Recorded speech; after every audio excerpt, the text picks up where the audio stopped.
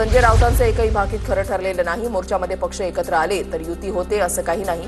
ठाकरेंचा मोर्चा ही उद्याच्या युतीची नांदी असू शकते. या राऊतांच्या विधानावर उदय सामंतांची प्रतिक्रिया.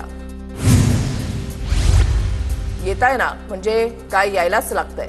मनसे आणि ठाकरेंच्या शिवसेनेच्या संयुक्त मोर्चावर मनसे नेते बाळा नांदगावकर यांची फेसबुक पोस्ट. ठाकरे बंधूंचा समन्वय साधून एकाच तारखेला मोर्चा. 5 जुलैला राजधानी मुंबईमध्ये मराठीचा जागर होणार. खासदार अरविंद सावंतांची प्रतिक्रिया.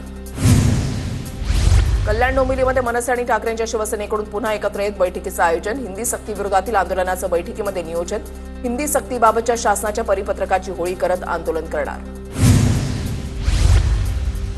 पुण्यामध्ये ठाकरेंचे शिवसैनिक आणि मनसैनिकांची चाय पे चर्चा. 5 जुलैच्या मोर्चाच्या पार्श्वभूमीवर दोन्ही पक्षाच्या कार्यकर्त्यांचा संवाद. पुण्यातील मनसे कार्यालयामध्ये मोर्चाच्या तयारी संदर्भात चर्चा.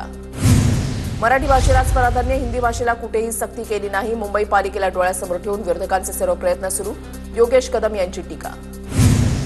ज्यासाठी ठाकरेंचा मोर्चा निघतोय तो विषय अस्तित्वातच नाही. मुंबईवर डोळा ठेवून ठाकरे राजकारण करत आहेत. दीपक केसरकरांची ठाकरेंवर टीका.